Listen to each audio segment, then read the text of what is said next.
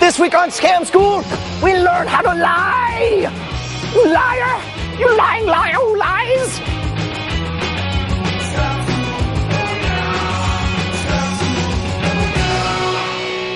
This episode of Scam School brought to you by GoDaddy and Netflix. Go to www.netflix.com/scamschool for your free trial membership.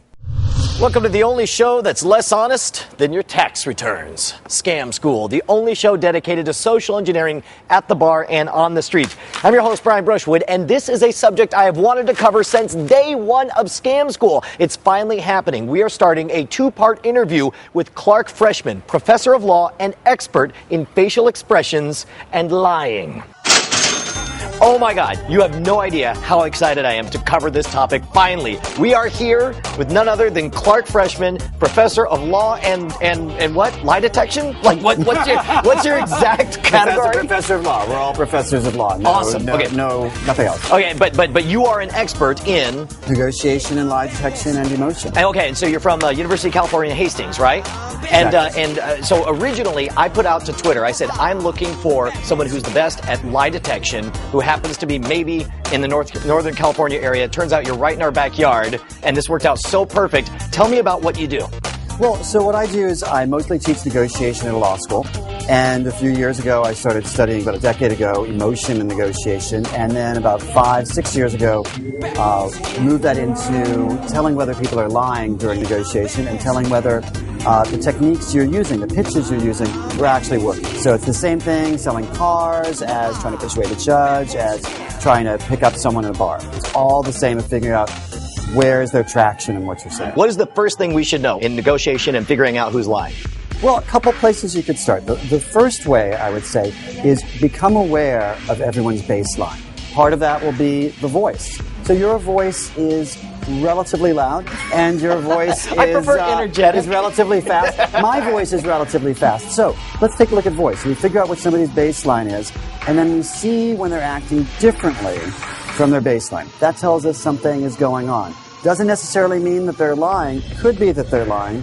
Could be that they're more interested. We don't know. Face is another one. So yours, a relatively animated face from what I can tell right now. You're now smiling from the lower part of your face. So that is not a hit. So right now, you're not sincerely happy. You're acting polite, but there's no movement in the upper part of your face. Now you just got some movement in the upper part of your face. So now it's actually moving. So these muscles here that push up your cheekbones, these are the ones that reveal there's a sincere smile as opposed to a flight attendant smile, where they're smiling like that. Wow. Doesn't mean they're faking it, right? So we live in a society of politeness. So people do these kind of deference smiles or politeness smiles, and they're not being fake.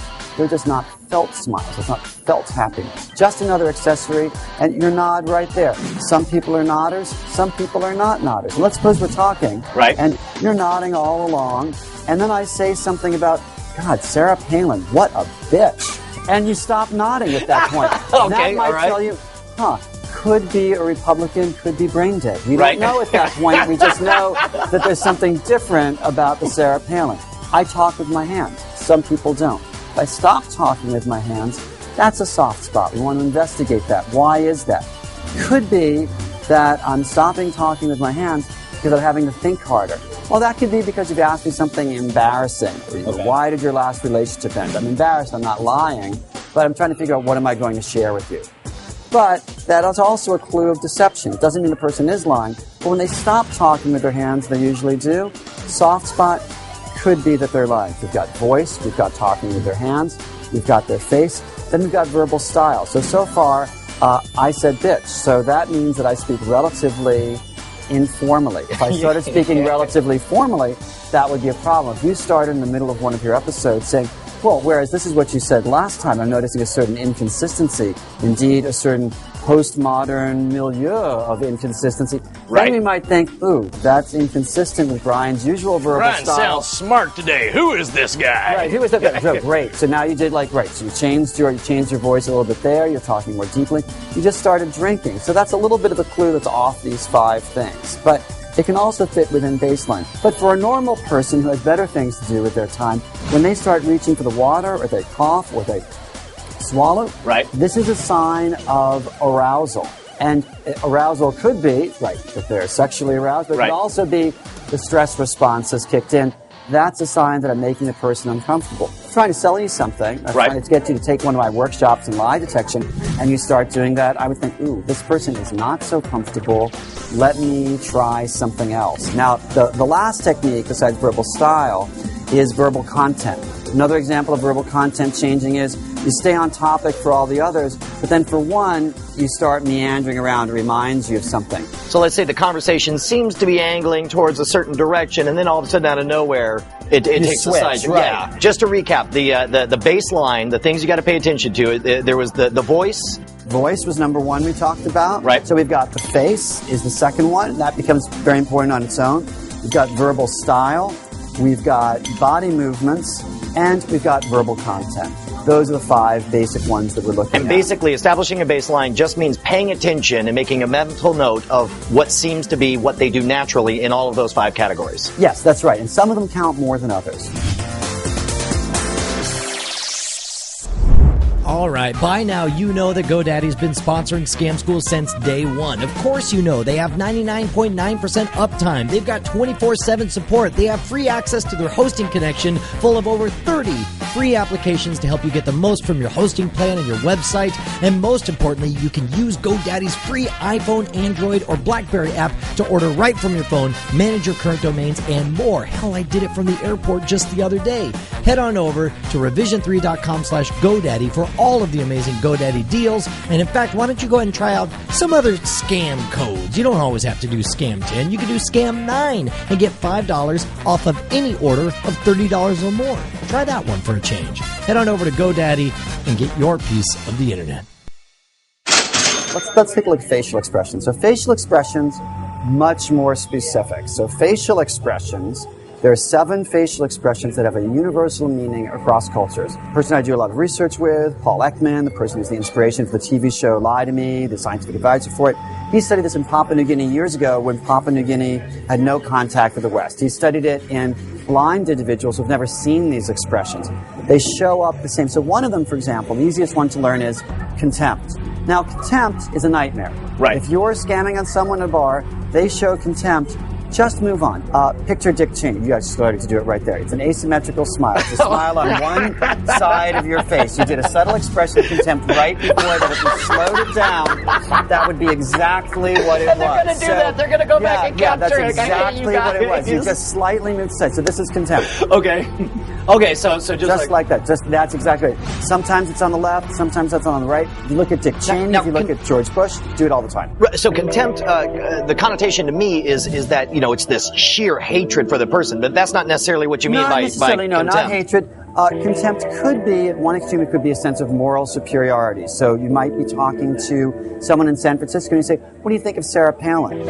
And they show contempt. You might be talking to Sarah Palin and say, what do you think of same-sex marriage? Right. And she shows contempt. So it can be a moral quality of derision. Okay. It can be a sense of being better than. For some people, it's just skepticism. Now, what's the difference between disgust and contempt? Is just this very simple muscle. Disgust is pretty complicated. Disgust at its extreme is everything moves towards the middle, like this. Okay. So imagine like you smelled something bad. If you smelled something bad, what's your least favorite food? Brussels sprouts. I actually love vegetables, but you know what? I can't sour stand. Milk. Have you ever had sour milk? Oh, you ever had food poisoning? Oh, yeah. I just did it. I did it totally instinctively. So, yes, you did it like that. So many people.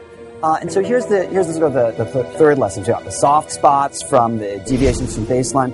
The expressions at their extreme would be something like this. Right. But people try to conceal them, so often all you'll see is the expression that's slight, as you did with the contempt, which is just a slight something going on, or it happens very quickly. So you might get disgust, and all you would see is the wrinkling of the nose, but in slow motion, you would see the whole face was like that. And people don't notice it, because what they're doing is they're looking in the wrong place. Right. So let's say you're trying to figure out, you're trying to be nice to me. Where are you going to be looking at on my face? Well, normally in your eyes. Right, you're looking in my eyes, and it's a total waste of your time. Really? Yeah, the eyes are a total waste of your time. On the other hand, the eyebrows, very interesting. So the eyebrows come down and together like that. That on its own is just interest. Right, so it could just be when I was talking to your producer, I said something to her, and she said, well, would you be willing to do this? And I said, no, and she did this. And I couldn't tell, was she angry, or was she just thinking, oh, shit, what am I going to do instead? Right. So that could just be I'm thinking about it. That's interesting, because suppose you're talking to somebody, it's like, well, what about if we do this? And it could be going to a restaurant, could be going to a certain country for a vacation, could be whatever. Right. And they do that. They're not necessarily angry, but they're having to think about it. If the eyes glare, if the eyes open wider, or sometimes they get tighter. Some people do that. The lower eyelids get tight and the eyebrows go down. That can be anger. And you want to notice that. Talk about the pursed lips with that, with the men often, we're trying to interview women. Right. That can be the involuntarily rolling under the lips. Very hard to do voluntarily, but it's a very reliable sign the person's starting to bang.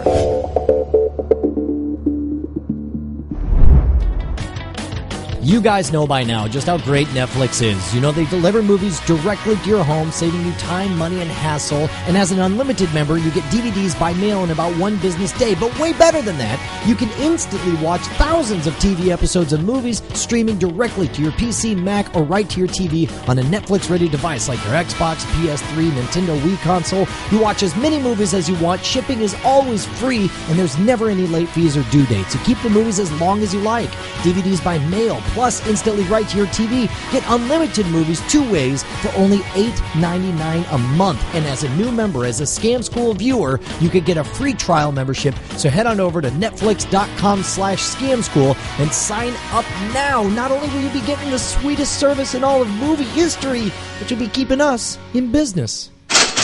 All right, so talking about eyes, I was always under the impression that you wanted to look in somebody's eyes to show that you were paying attention to them, and it was like a courtesy thing, like I'm paying attention to you. But I have noticed that when I'm talking, I'm not comfortable talking only into someone's eyes. I make sure to look away as I try to gather my thoughts and then deliver them a piece at a time. But you're saying it's okay to have a conversation and not be looking in someone's eyes? Oh, 2 different things. So one is politeness. Yes, you do want to be looking at people's eyes in certain cultures. That's where there's a lot of cultural variation. But if you watch videos, if you just watch your friends more aware, you'll notice people do look away a fair amount. Now, when they look away, that turns out to be a clue. It doesn't mean they're lying. It's this big movement, so I just looked up and to the right. Some people would tell you, oh, up and to the right, if he's right-handed, he's lying. If he's left-handed, he's not lying.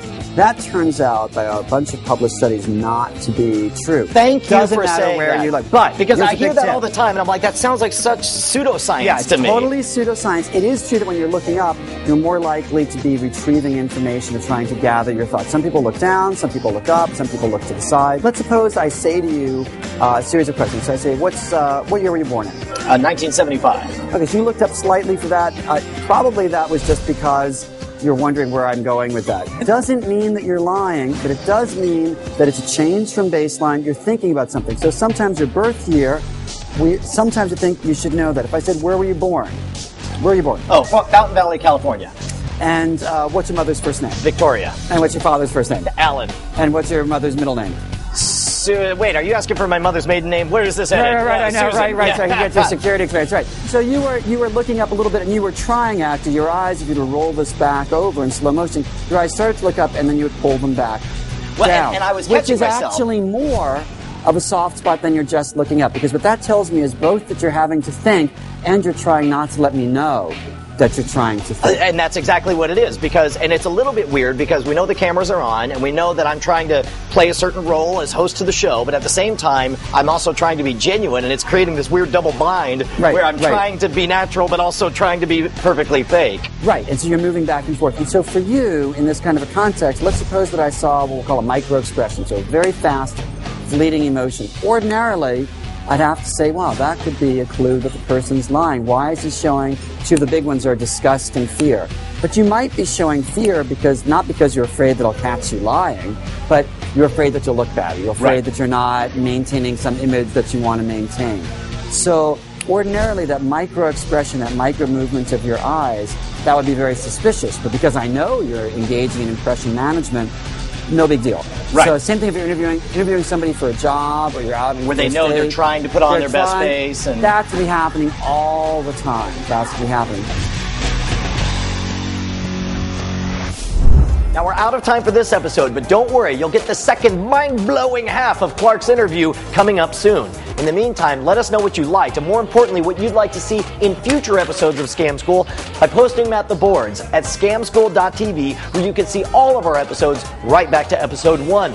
If you want to suggest your favorite bar scam or trick, you can write me directly at brian@revision3.com. If you're doing the Twitter thing, follow the show at twitter.com/scamschool or follow me personally at twitter.com/schwood. Coming up soon, we'll have the rest of Clark's interview where he catches me lying on a very personal matter. It's too personal. It's for me to know, not you.